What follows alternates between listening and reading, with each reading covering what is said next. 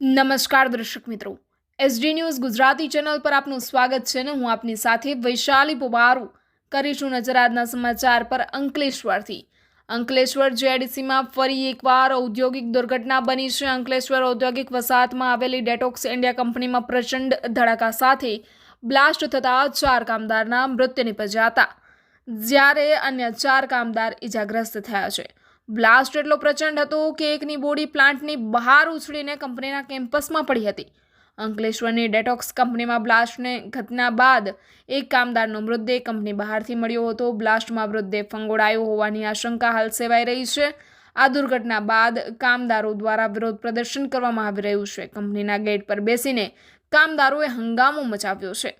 આ અકસ્માતમાં 4 વ્યક્તિના મોત નિપજ્યા છે, જેમાં પોલેશ રામ ઉંમર વર્ષ 33 હાલ સારંગપુર અંકલેશ્વર મૂળ યુપીના, મુકેશસિંહ ઉંમર વર્ષ 33 બિહારના, હરિનાથ યાદવ યુપીના, અશોક રામકૃષ્ણ યુપીના સામેલ છે।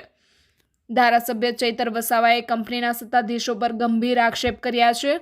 તેમણે જણાવ્યું હતું કે કંપની નજીવી રકમ આપવાની વાત કહે છે તે યોગ્ય નથી। આ મોંઘવારીમાં તેમના 3-4 બાળકો અને પત્ની રઝળે છે। તો આ ઘટનામાં મૃત્યુ પામનાર કામદારોના દરેક પરિવારને 1-1 કરોડની સહાય જાહેર કરે તેવી અમે માંગણી કરીએ છીએ।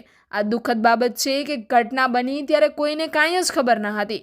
મેનેજમેન્ટે ઘટનાના 4-4.5 કલાક સુધી પરિવારજનોને ઘટનાની હકીકત પણ જણાવી ન હતી।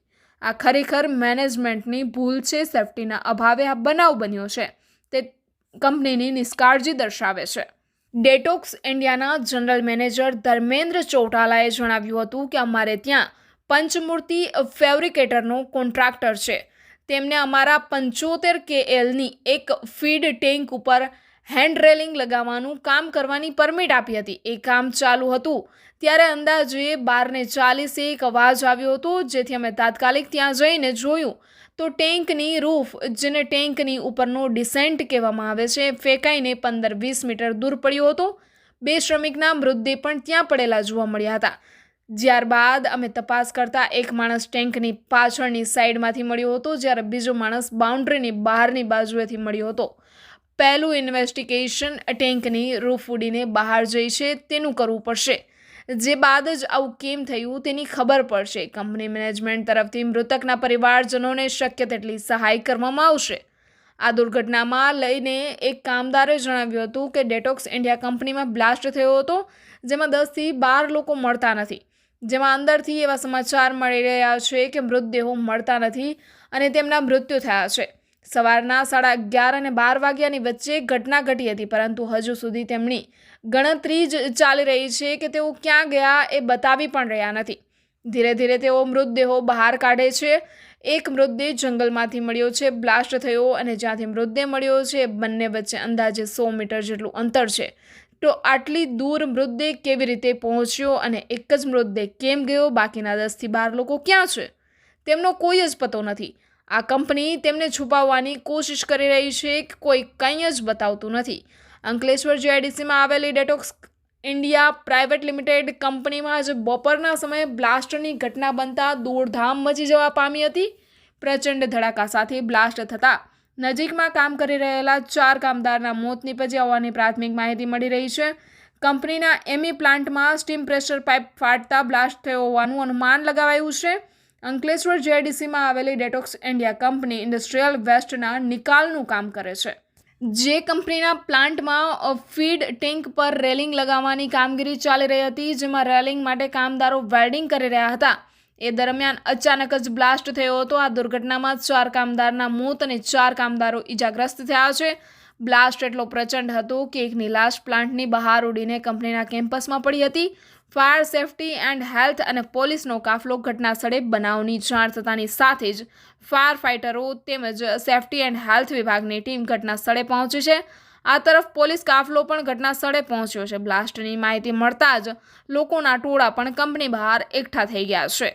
Reporter Jayesh Prajapati, SD News Gujarati, Ankleshwar. વધુ સમાચારો જોવા માટે લાઇક કરો, શેર કરો, સબસ્ક્રાઇબ કરો એસડી ન્યૂઝ ગુજરાતી ચેનલને।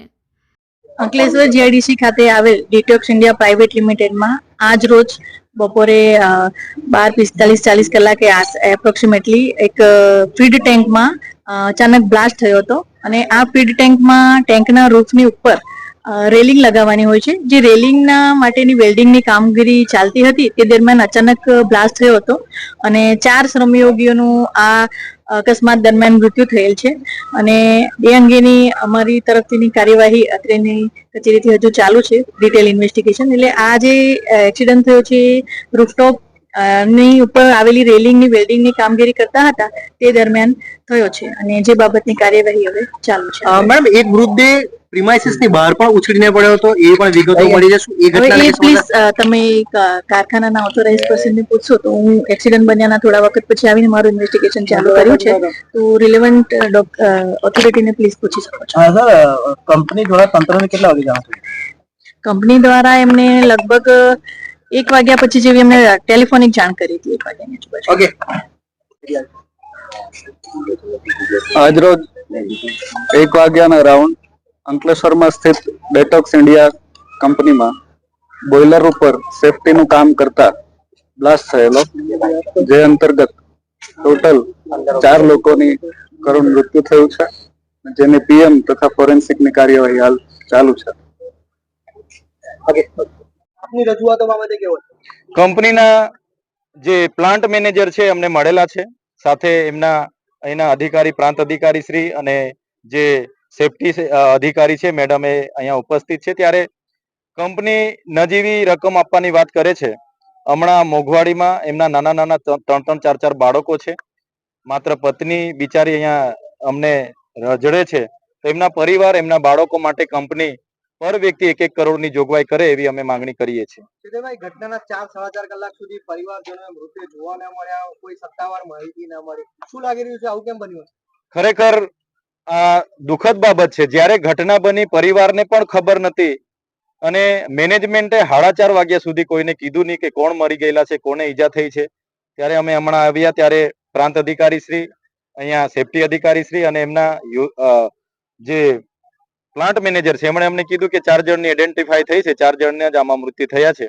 ત્યારે હમણાં જ અમે પરિવારને કીધું છે કે તમારા આ નામ, જે પેલું નામ છે પોલેશ રામ છે, બીજા મુકેશસિંહ છે, ત્રીજા હરિનાથ યાદવ છે, ચોથા અશોક રામસિંહ છે. એ હમણાં જ અમે નામ પરિવારને કીધું છે. ત્યારે આ મેનેજમેન્ટની ખરેખર ભૂલ છે. હમણાં એની આગળની જે તપાસ છે ફોરેન્સિક લેબની કરાવવાની હશે, પીએમ કરાવવાનું હશે કે પંચકેસ કરાવવાનું હશે, એમાં પણ મોડું થઈ રહ્યું છે. ત્યારે મેનેજમેન્ટ એમના પરિવારને સમયાંતરે જાણ કરી દેતા એવી એ પરિવારની પણ લાગણી છે. છતાં એમને જાણ નથી કરી એટલે પરિવાર દુઃખી છે. એમને દૂર હજુ જાણ કરવાની છે. ત્યારે ફરી એકવાર કહીએ છીએ, સેફટીના અભાવે જે કામ એમને સોંપ્યું છે એવું કામ એ એમની નિષ્કાળજી દર્શાવે છે અને દરેક પરિવારને વ્યક્તિગત 1-1 કરોડ રૂપિયા કંપની માનવતાની રાહે સહાય ચૂકવે એવી અમે માંગ કરીએ છીએ.